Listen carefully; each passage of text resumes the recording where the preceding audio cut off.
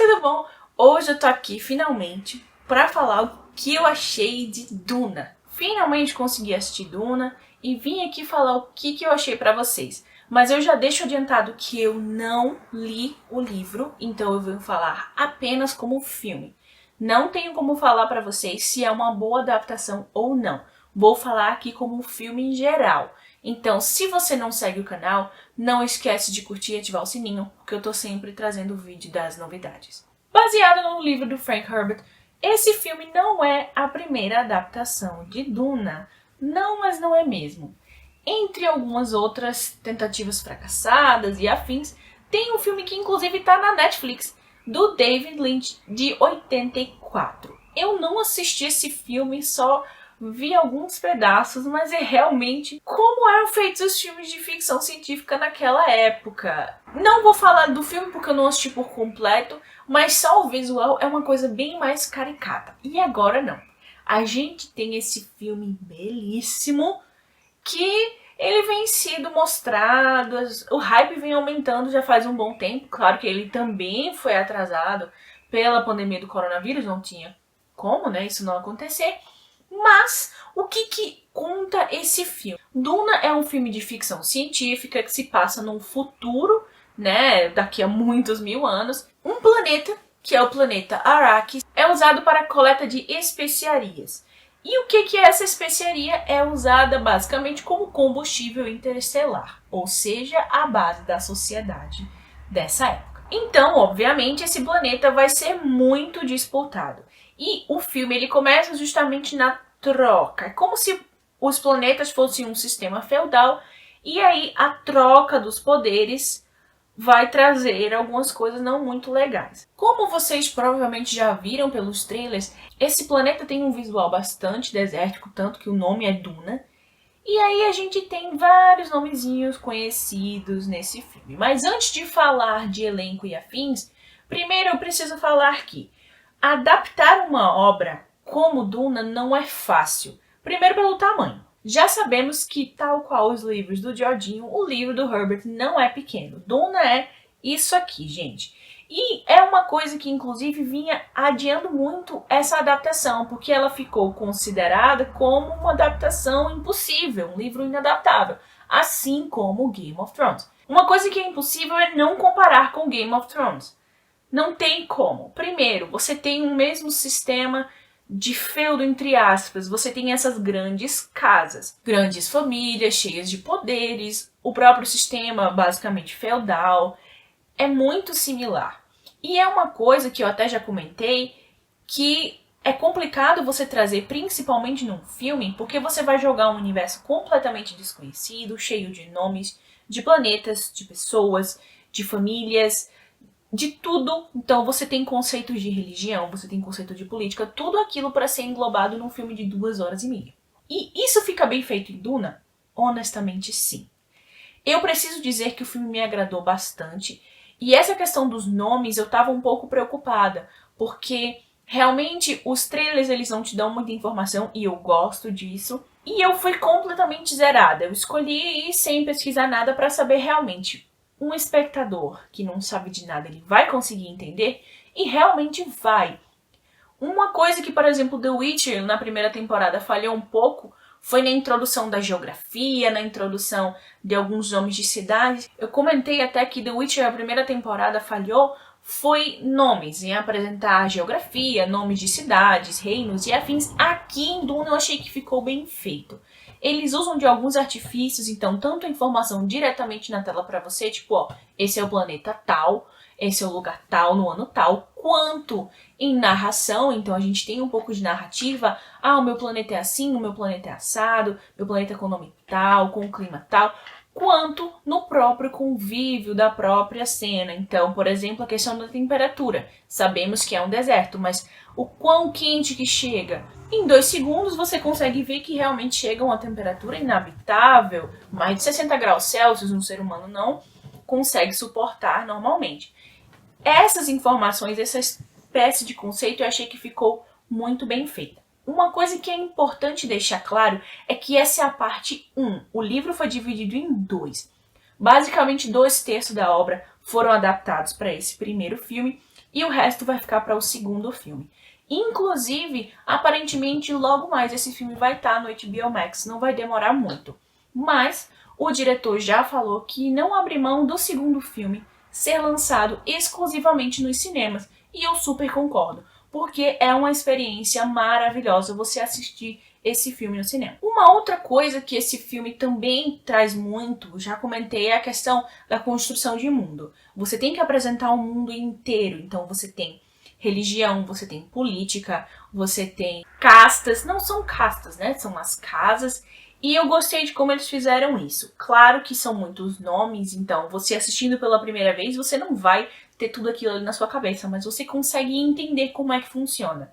E basicamente, o personagem principal do Timothée Chalamet, o Paul, ele aparentemente pode ser uma pessoa que vai cumprir a profecia de ser aparentemente o Messias, aquela pessoa que vai vir, o cara de longe, um outsider que vai vir e vai salvar, trazer liberdade e vida que segue. Mas não é tão fácil assim que isso vai acontecer. O filme ele traz a questão da religião em vários pontos.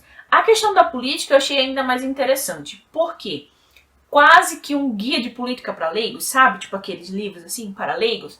Por exemplo, em Game of Thrones, não tem como não comparar com Game of Thrones, que é uma série bastante política, você realmente demora um pouco de tempo para conseguir entender. E trazendo lá para o mundo de Gelo e Fogo, a geografia é um pouco complicada.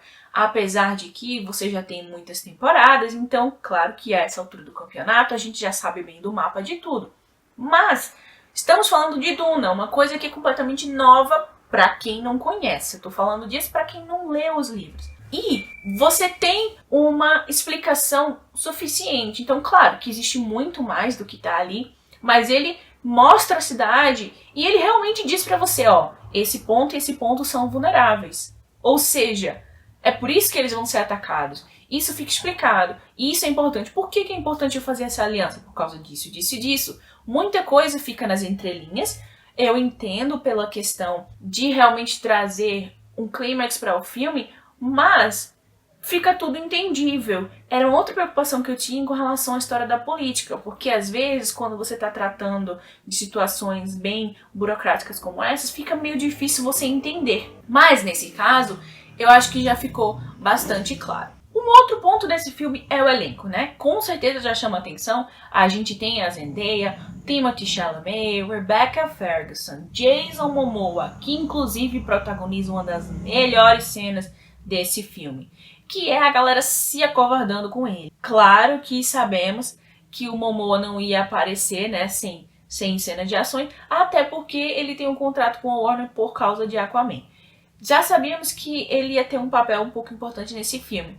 E os caras correndo com medo dele é um dos melhores pontos do filme. Temos também o Oscar Isaac, o Javier Bardem, que também são grandes nomes. O elenco desse filme é maravilhoso. E também os efeitos especiais. Então vamos lá, primeiro eu vou falar do que eu gostei. Muito desse filme é no deserto. Então as cenas do deserto, as cenas em área aberta, me agradaram bastante. Eu gostei.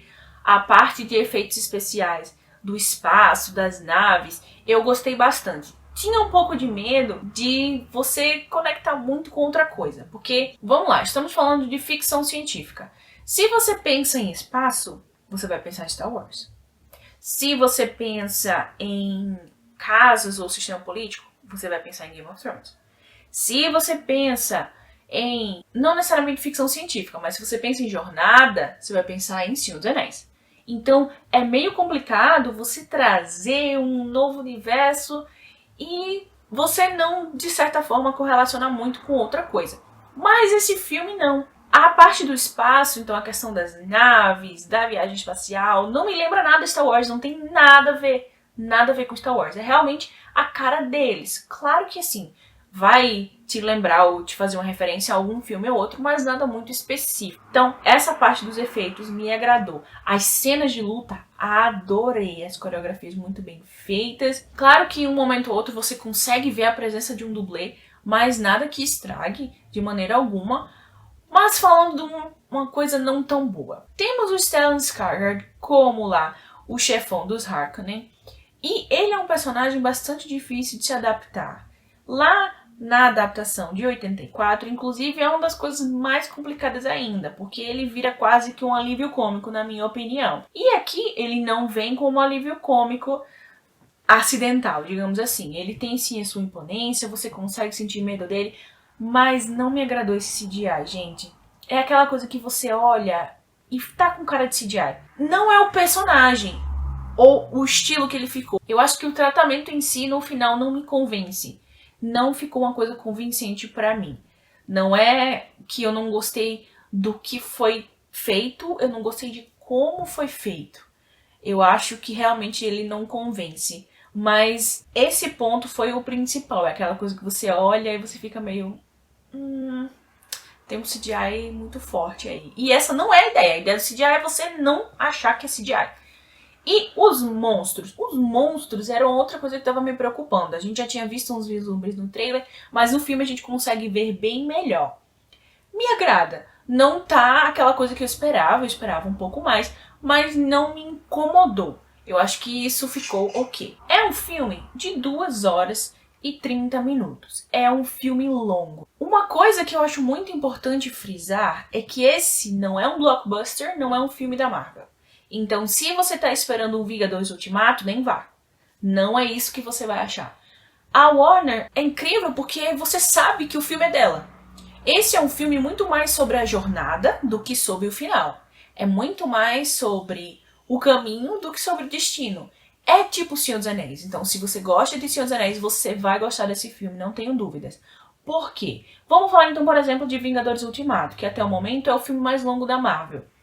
É um filme que, entendam, eu adoro o filme, mas são duas propostas diferentes. O filme, ele caminha para a batalha final, é o ápice, é aquilo que você quer, aquele filme que você vai gritar, é aquele filme que tudo vai culminar naquilo ali. Não necessariamente que o caminho não importe, mas é muito mais pelo final, e esse não. Esse filme, ele não vai terminar num final assim esplendoroso, até porque ele é dividido em 2 partes, mas o filme inteiro é o ápice, entre aspas, é toda uma construção. É incrível ver isso como realmente são opostos. E é importante, não dá pra todo filme ser um Vingadores Guerra Infinita ou Vingadores Ultimato. Temos que ter também outros estilos. É um filme mais parado, tem cenas de ação, tem efeitos especiais, tem cenas de luta, mas ele é um filme mais parado, sim. Você consegue ver até pela trilha sonora que a proposta é outra. E eu amo. Tirando a nova logo da Warner, que cá entre nós ficou um pouco estranha, o filme é maravilhoso. O filme é maravilhoso. Você tem a jornada dos personagens. Como eu falei, não li o livro, então não posso dizer pra vocês se é uma boa adaptação ou não. Algumas coisas eu sei que foram mudadas. Por exemplo, a passagem de tempo, eles deram uma acelerada, alguns pontos de visual. Então, por exemplo, nos livros a especiaria tem uma cor azulada. E aqui não, eles quiseram trazer uma coisa mais real, então ele tem um tom dourado. Alguns outros pontos, como passagens preconceituosas, no livro também foram retirados. Mas eu não posso dizer pra vocês, ficou uma ótima adaptação da obra, não tenho como dizer. Mas eu tenho como dizer que o filme é muito bom. É aquele filme que você vai querer ver uma vez, 2 vezes, 3 vezes, várias vezes, porque cada vez você vai estar acompanhando aquela jornada também. No geral, eu adorei o filme. Também não tem cena pós-crédito, e o diretor já deixou claro o porquê. Ele deixa um sentimento no final do filme que é esse sentimento que ele quer que preserve. Querendo ou não, quando você tem uma cena pós-crédito, a última coisa que vai ficar no seu coração é a cena pós-crédito. Já virou tradição dos filmes da Marvel. Um filme sem cena pós-crédito não é filme da Marvel. E aqui não. Realmente uma proposta completamente diferente. É um filme muito bom. Recomendo que vocês assistam. No mais, eu fico por aqui. Eu quero que você comente se você achou alguma coisa diferente. Um beijo e até a próxima.